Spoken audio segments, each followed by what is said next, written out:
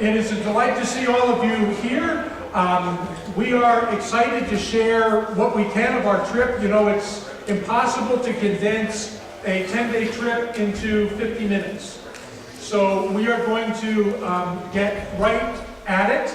And I'm going to start by asking Kathy Jones is going to share a little bit about the trip itself, what it's like to get there and back and those types of things. So Kathy, have at it. We're right here with you. Good morning, everybody. And I just want to thank you all for coming here today. The travels this year were much better than they have been in the past as far as being over there. It's still a very long haul to try to get over there. We go from Omaha to Chicago, and then Chicago to Brussels, and then we spent probably about 6 hours that we had a layover in Brussels, and then from Brussels to Sierra Leone. Actually, Freetown is what we fly into. We start out leaving here at about, we start at the airport about 11 o'clock in the morning on a Sunday morning, and we end up getting into Freetown the next night. And I do have to tell Matt that the boat system, once we get over to Freetown, is a much better system than what we took the fishing boat over on.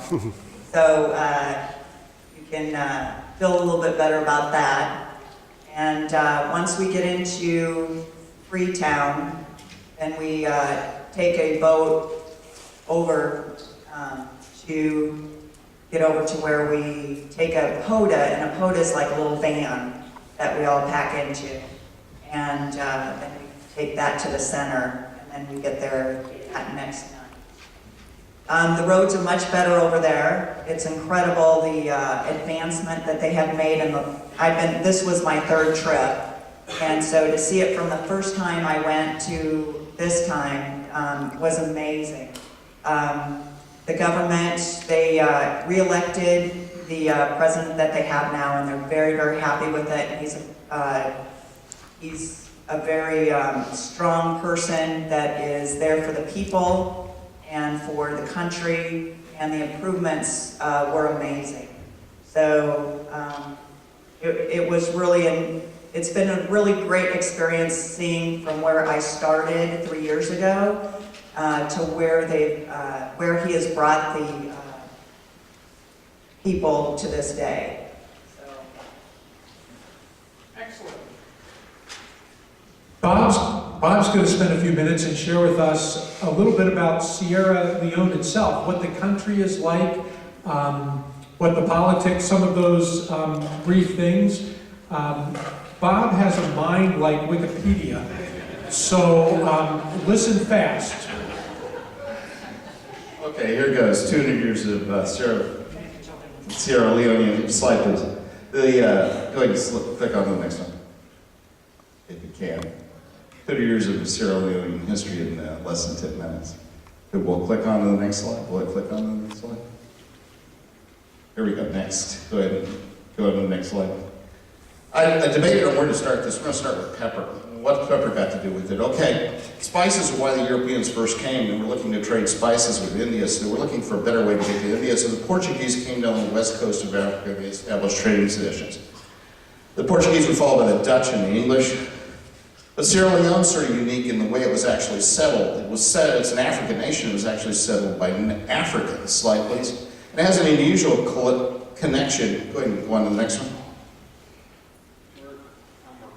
Okay. That is actually a connection to the United States and the American Revolution.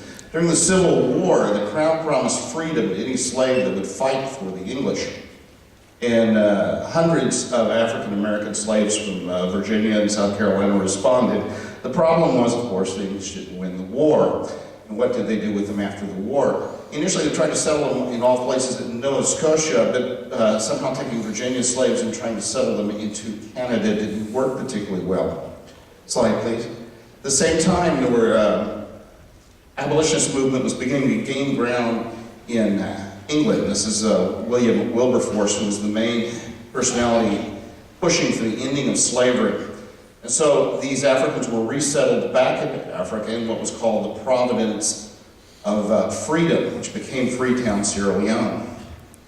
Population of Freetown swelled with Jamaicans of mixed race and freed slaves from England itself. In the end, you have this pile of people from all over Africa that ended up piled into Freetown. Go ahead and next slide. What they ended up speaking, and what they had no common language, they had no common background and no common culture. So out of that came Creole, a language based mostly on Portuguese. I told you that was going to come back in here, and English. This is from Amos, and you can read it clearly, right? He who forms the mountains, creates the winds, and reveals his thoughts to man. He who turns the dawn into darkness, and the high plains, the author of the Lord Almighty is his name. Anyway, it's their language, and it's unique in that this mixture of cultures all ends up being a new culture coming out of it. Go ahead and slide, please. The English end up taking over in 1808 for 150 years, rule it as a crown colony, but after World War II, they began to disassemble the English Empire. Slide. 1961, it becomes the Republic of Sierra Leone.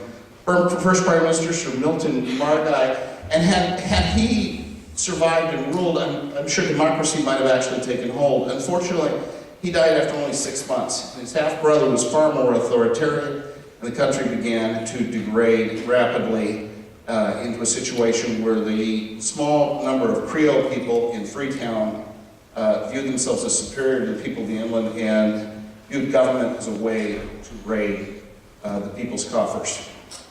By 1967, the opposition actually won an election, and this was followed immediately by a military coup, put the ruling party back in power.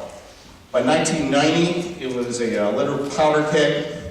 Government had no legitimacy, no support, and an entire generation of angry young men were waiting in the wings, and all it needed was one spark to start a revolution. That spark came from neighboring Liberia, a maniac by the name of Charles Taylor, and the Civil War began and waged for over 10 years. It was a brutal war. The opposition was called the Revolutionary United Front, the RUF, and the RUF was very, very brutal in its tactics. This is a schoolmaster we met, prayed for, like a lot of Sierra Leonean men of his age. You'll notice he has no left arm. Rebels would frequently cut off the arms of people they met. It's a way of proving their power. The Civil War waged on.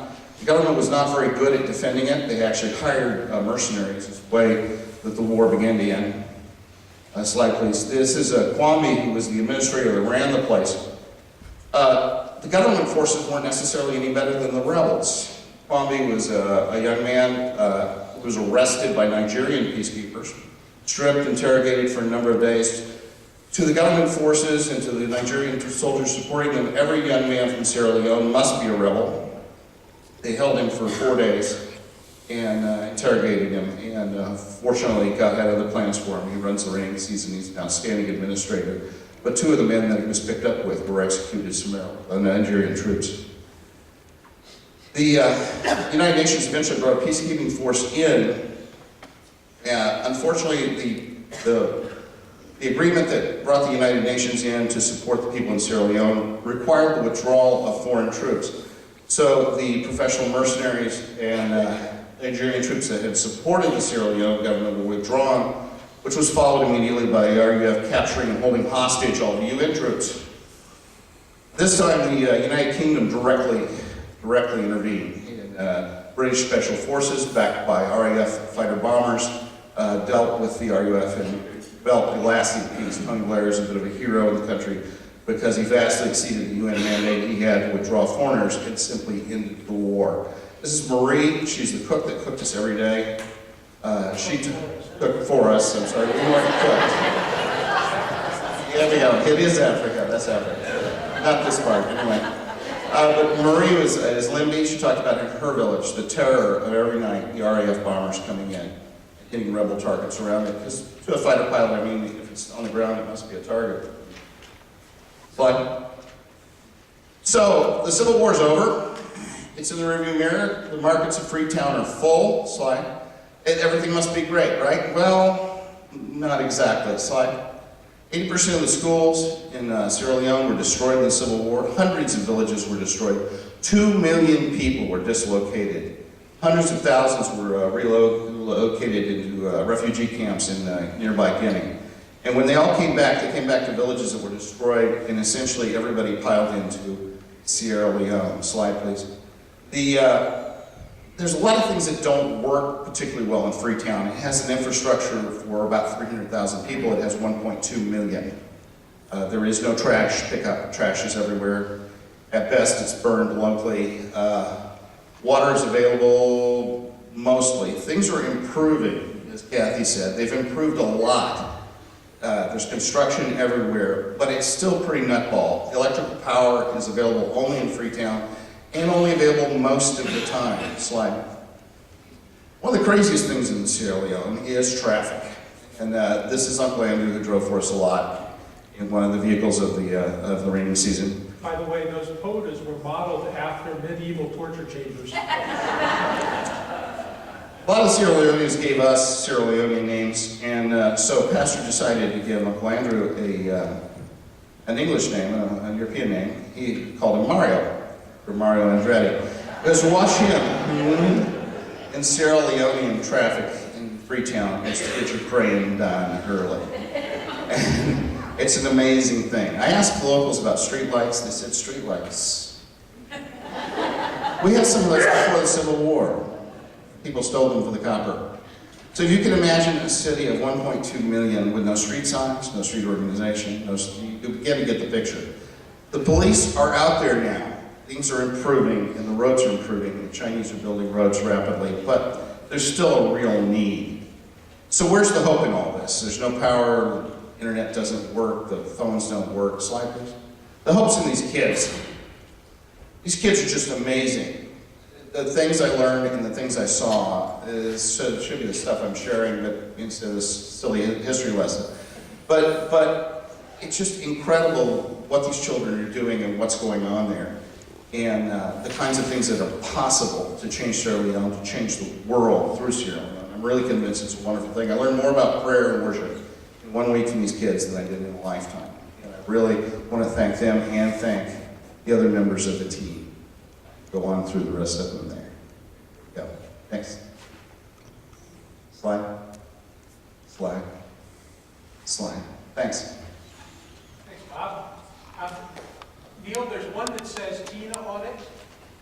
Would you pull that one up?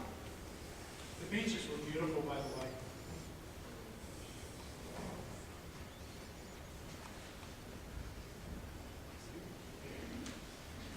I'm going to talk a little bit about some of the problems that are there, and starting with, I'm just going to give you a little background about cerebral palsy. My name is Robin Marshall, and for those who don't know you, I have a son that has cerebral palsy, so I have a little bit of a background in it. Not excessively brilliant on it, but try to keep up to date. The handicapped children in Sierra Leone are not administered to, bottom line. They, a lot of times, are just, I don't know, they put them in the corner. But Tina's going to go into that. I'm just going to give you a background for those of you who don't know exactly what CP is. It's what happens when a child is born, from in utero all the way up to 2 or 3 years. If there's brain damage, anything that causes, then they are diagnosed as CP. As with my son, right away my uterus ruptured, so that's how we knew he was diagnosed immediately. In many cases, it can be nutritional, it can be abuse, it can be, there's so many wide ranges of it, and CP is a very, very broad spectrum. A child can be, for those of you who know Derek, a child can be very ambiable. He can walk, he can talk, he can do everything, but then you can go to the other extreme where the child is in a wheelchair, can't walk or talk, can't feed himself. Cognitively, they can learn, some of them can learn, some can't. Speech is there, and I mean, it's just a wide range. In Sierra Leone, it's a different story. And because of the United States, Derek was diagnosed immediately, so we got services probably within 6 weeks of his birth. We started having therapists come in. We had an OT, PT, teacher, MRIs, the whole shebang. And not saying that because he got all the treatment, he was able to progress, but it does help. You can't, because CP affects the brain in so many ways. There's one side of the brain, or it can affect two sides of the brain, or the full brain. And that controls your movements, and therefore it can vary how much you can grow, and but it will never get worse. So from then on, I will let Tina take over. On our second full day on the ground, we went to the Children's Hospital. This is not a favorite. Oh, we're going to show the bridge first. We can go back to, okay, we'll go back to the bridge. Just a quick story on the bridge. I'm terrified of heights. Bridges just escalate that for me. We were warned about this bridge before we went. We were warned that you may not want to go on it. So I went, but you can see that Kathy and Robin had to help me across. There's just empty spaces. There's slats down, but they're not nailed down. And there's a river down below. And we made it across, back and forth, and 2 weeks later the bridge collapsed with 34 people on it. So just a quick story on what can happen in Sierra Leone. Thank you, Lord, that we made it across, but I do continue to worry about those who we don't exactly know what happened to them. Anyway, back to the hospital. The second day on ground, we went to the hospital, and we go into the severely malnourished ward first. I don't know if that's the official name. This baby, and we'll keep it here for just a little bit, was the first one that we saw. His name is Divine. He had been abandoned just the day before. The nurses there told us, we don't know anything about him. He was left with the cook of the hospital. The cook actually found him just outside of his home and brought him in and said he's a divine blessing from God. And so the nurses named him Divine. We asked about how old he was. And you find out in Sierra Leone, you have to ask a lot of questions in order to get the answers you're looking for, because it's just so normal to them and it's so abnormal to us. So we asked about how old he was, and they said, well, we don't know, he was abandoned. As I looked at him further, I could see an awful lot of teeth in his mouth, and he was about the size of a newborn. And I said, but you have to know about how old he is, because he has a whole set of teeth in his mouth. They said, yes, we believe he's between 2 and 3 years old. He's so severely malnourished that when I picked him up, I think there's a picture, he honestly did not weigh more than a newborn. You could forget he was in your arms. There was just no weight there. I kind of noticed at the time that his feet were a little abnormal, kind of mangled, but didn't ask any more questions because the doctor had not even seen him yet. And we honestly did not know if he was going to live, but as long as it took us to get out of the hospital. He was, his eyes were kind of all over. He wasn't functioning well at all. He had no sucking power, so they were feeding him with a spoon, trying to get milk in him with a spoon. They had no intravenous anything to feed him. With the hospital, as you can well imagine, often runs without electricity, and it has no running water, or good water. So there's a lot that the nurses can't do. The doctors had not seen him yet. You can go to the next slide. It should show the nurses. There's the nurses. We asked them a lot of questions, and they were wonderful, but what they didn't tell us is how he was going to be cared for at this point. In April of 2012, the government passed a law in which all children under the age of 5 and pregnant women have to be cared for free in the hospitals. So that is what I was assuming was going to happen with him. The next day, we had the privilege of riding with Kwame for 5 hours on our way to Balya, and like Bob said, he's the director there. And we pummeled him with questions, to the point where he finally fell asleep to ignore us. But we pummeled him with questions and found out that although the government is supposed to take care of children, especially abandoned children, they're not going to provide his milk and his nutrition. They will allow him to stay in the hospital, but it's up to a parent or a family member always to provide their food. So there was no way for Divine to be fed. So we kept asking Kwame, and he said, well, a nurse will take care of it. And we asked what he meant by that, and he said, some nurse will come forward and she will take financial responsibility for that baby. And that's how it always works. And we said, well, we want to help with that. We don't think a nurse should do that. By the way, a nurse makes they just got a raise, so they make about $200 a month. And oftentimes they have to go, if they're in a remote village, they have to travel to Freetown to get that check or that cash each time that they want to be paid. So we knew the nurses could not afford this, and they had taken it on themselves. And Kwame said they know when they take the job, this will be part of their responsibility. So he told us if we wanted to help, we had to go see Muhammad the next day. Everything is quite a process there, but they're willing to do about any crazy thing we're gonna ask them to do. So we did go to Muhammad. He confirmed that the nurse would have to take care of the baby. Social ministry had to come in and prove, I don't know how you prove it, prove that he was truly abandoned, because a lot of times family members will show up later. We do know today Divine is still alive, which is a huge blessing. He's been moved out of the malnourishment area and upstairs. He's got a, that one was current, the very first one. We don't know exactly what's going to happen with Divine at this point. He has been diagnosed with CP, which is what Robin just told you about. There was another abandoned child. Is there one of a little girl there? There she is. That's Grace. She was upstairs, so not in the severely malnourished ward. And she is ready to be released, but she also has CP.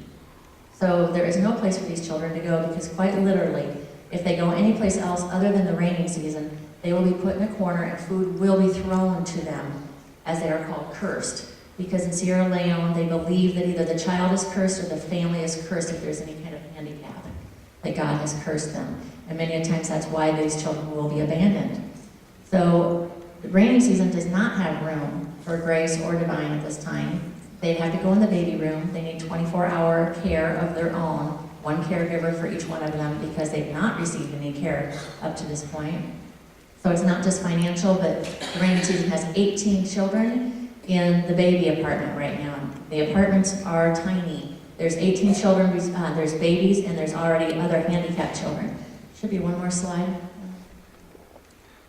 There, right in front is Sarah in the pink shirt. Sarah is the another handicapped child that is there at the rainy season.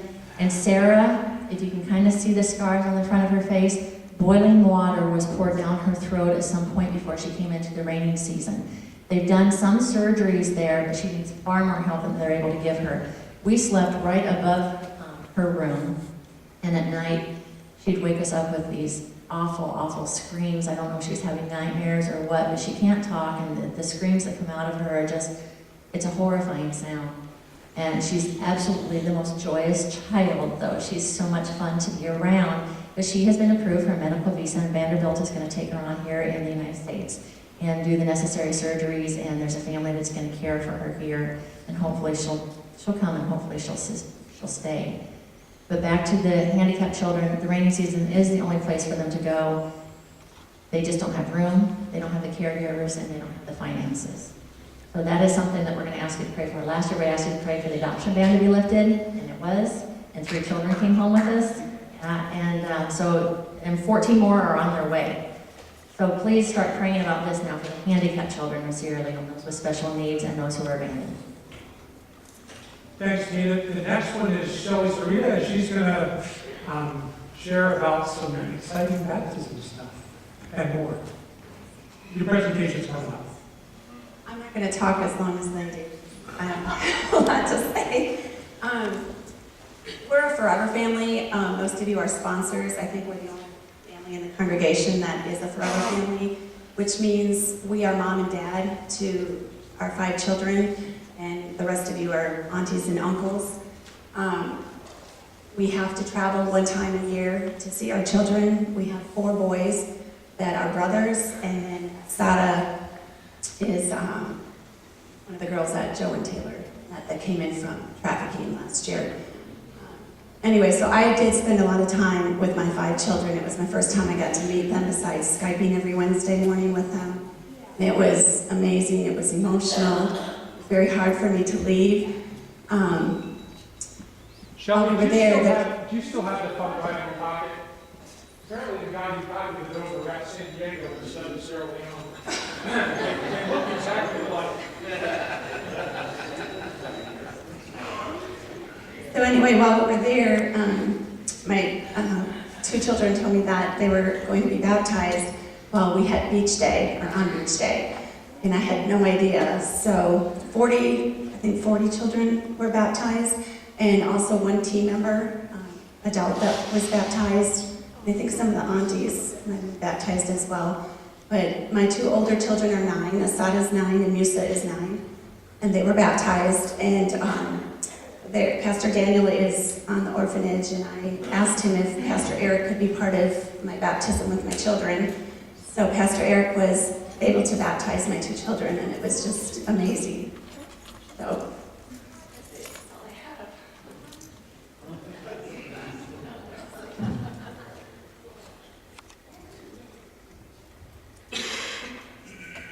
Any questions? Here we are.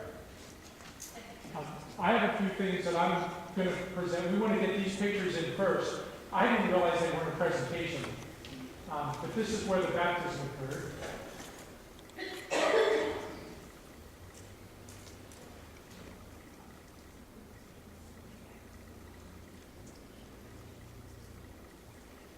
It's obvious that February is the hot season over there.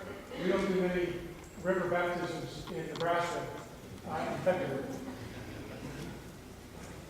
Sierra Leone has basically 2 seasons. Hot in February, hotter in the summer.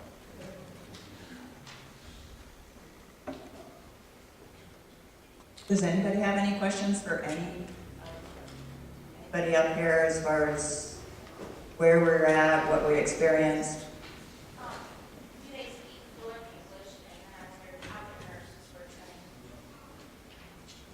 English, I heard a question about English. What was the other? How the nurses were trained? I don't know anything about the nurse training. English is, Microphone. The question was, do they speak English? English is the official language, but most people don't speak it, which is why Creole, everybody speaks their native language, whatever tribe they came from. There's 16 major tribal groups in Sierra Leone, but everybody speaks Creole. That's the language that everybody uses to get by, to trade with. And most people in Freetown speak English. The children speak, many of the children speak excellent English. A lot of them are still learning. The nursing, they do have a college, is it Kwong's that told us that? I believe, is it Ose's wife is a nurse? Ose is one of the directors there, and his wife is a nurse, and I believe she went to a 2 or 3 year school. It's not as in depth as here, it's not as long as here. Certifications probably aren't like ours, but she did go to they do go to college.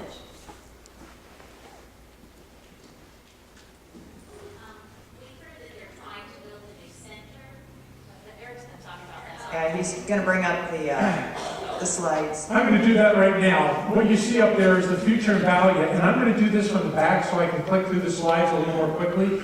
But they were given 100 acres of land in the area of Valiant. Valiant is both a city and kind of a regional area, and city is a loose term. Village would be the term. And they're in the process of building, and let me walk through some things. We took a trip out there. It's 60 miles.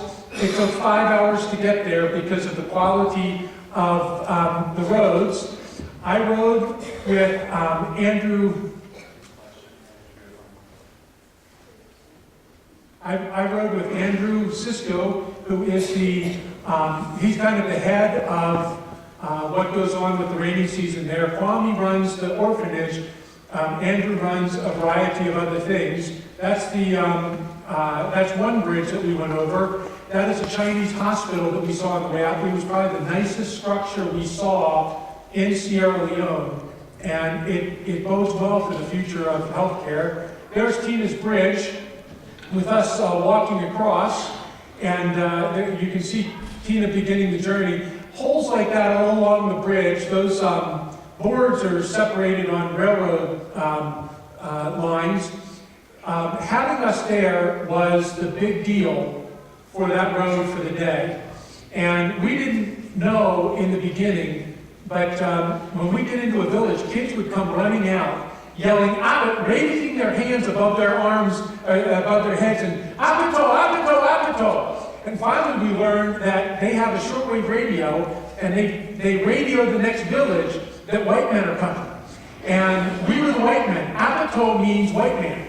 So as we would be going through, these kids, I mean, this was their event for the day or the week. Apito, Apito, Apito. And so we would wave back. There's a woman back there farming. You really can't see that well. This is the typical road, the huts that we saw. It is bush jungle, a lot of palm trees. This was the market in one of the villages that we went through. Those people, I mean, their driving habits are enough to make you a religious person, because people pray the whole time. I could reach out and touch those people from the front window where I was sitting. That's the ambulance. Do you see anything unique about the ambulance? All flat tires, and I'm telling you, those tractors, when they're really going fast, they're not going very fast. Just Hope is the organization that has partnered with the rainy season that is overseeing the construction of the site. This is a philanthropist who does investing, and many of her profits and her company's profits go into this organization called Just Hope. And they're building the initial buildings, and this is their center, their outpost there. I just thought this was unique. That's the inside of the typical African hut and how it's constructed to make it waterproof during the raining season. Just more road pictures. This is the site itself. They're starting to clear the land. That is, the dark is burning, or the light gray is burning. This is, as we approach the brick making center, you can see the rock, and the rock crushers there are people with sledgehammers or hammers, depending on what stage of the rock crushing they are in. And in essence, it's the old prison system without prisoners, making big rocks into smaller rocks until they get the right size of rock for the concrete mixture that goes into the bricks. These are the bricks. They're interlocking. They are stacked. They are not mortared. And once they're stacked up, then the surface, the walls, like we would put drywall or plaster, they use a form of cement, and that's what holds it together. Everything there is made out of cement. They are digging the dirt and sand that makes the blocks out of the ground there, and witness the fact, I would swear it's 115 degrees. It's probably only in the high 90s, but there's very little wind and high humidity, and they dig it out and sieve it, and then that is the brick making machine, capable of 1,500 bricks a day, but I think they're up to about 500. There's a learning curve, and I think that 1,500 is a 24-hour day, because they were moving on this thing, but they put stuff into the hopper on the right, and this thing's incredibly noisy. I mean, you can hear this thing a week away, and that little pan on the left, that's one of the measuring pans to get the mixture of the blocks correct, and they pour it in the hopper, and it comes out the top. That's where we had lunch that day, out in the jungle, with the black mambas and the spitting cobras and the tarantulas. There's our leader, Jason Rust. It is Jason and Erica that were the inspiration behind the raining season, holding one of the blocks, which gives you some size perspective. We walked through some of the burned areas, and they were showing us what was going to go where on the first part of this 100 acres. If they don't keep this cleared in 6 months, it'll be jungle again. The jungle reclaims it incredibly quickly. That's our team standing in front of the value sign with Kwame to our side there. Apparently, I thought these pictures were fascinating. Inside, that was an old train station, and just parenting tips. Very, to us, primitive culture. That was not an unusual sight. That was a truck that was making the trip, which should never have gone on that bridge, that did. And the people are just stacked up, and the people that are walking because they fell off when it was at an angle. There's my buddy Musa. You're going to hear more about him during church if you weren't at the early service. And by the way, this is a picture. Those are his church shoes. And those are leather black shoes with his, I think it's just precious. And he's just got that impish little grin. There are 2 videos that I want to try to show you, and I think I can do this, where they will build the pods for the orphans. There'll be a boys pod and a girls pod. Each will have 10 houses. Each house will hold 10 children. And so it will be a combined capacity of 200 children when they get the first 2 pods built. In the background, you can hear the brick making machine that is building the bricks that will be built into the homes and then covered with a stucco-like material. As the camera pans off to the left, that is the area where the next 2 pods will be built, with the future anticipation of a total of 400 orphans being housed here, supported by the land, and able to grow enough extra produce to bring in extra funds for education and other resources. The schools and the assembly hall will go. There will be a secondary school, a primary school, and what we might call a family life center. It is a place where they will assemble for worship and for school activities and for meetings and other education. As I stand on this spot, I'm reminded of what happened in Caesarea Philippi. Jesus was speaking with his disciples, and part of the message was that through their faith, through their confession of faith, on this rock I will build my church, and the gates of hell will not prevail against it. On this place, on this land, on this 100 acres, Jesus Christ is building his church. On this land, in this area, the body of Christ is being formed. Yes, there is a building, an assembly hall, that would be traditionally what we would call the church, but that is not what our Savior was referring to. He was talking about his body, people in Christ, disciples, who are sharing the good news with one another and sharing the good news to draw all people into a relationship with Jesus Christ. As we look at this land, you can see the vision of young children playing in the background. You can hear their praises as they sing, their remarkable memory as they share biblical verses. And so we remember today, as we look at this place, the work of God throughout the world, and the opportunity that you and I have to be a part of God's work, to join him in this place to make a difference for Jesus Christ. The schools and the assembly hall will go. There will be a secondary school, a primary school, and what we might call a family life center. It is a place where they will assemble for worship and for school activities and for meetings and other education. Got it closed. There's one more that I want to show you. One of the most fascinating parts to me was the worship life. They have a rich and abundant worship life, and I want to show you just a few minutes.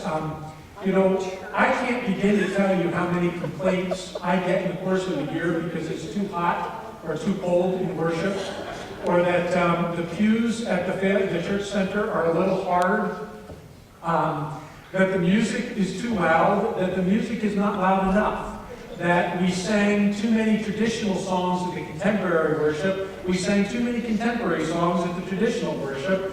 The list goes on and on and on and on. And these kids get it. This is a few moments of worship.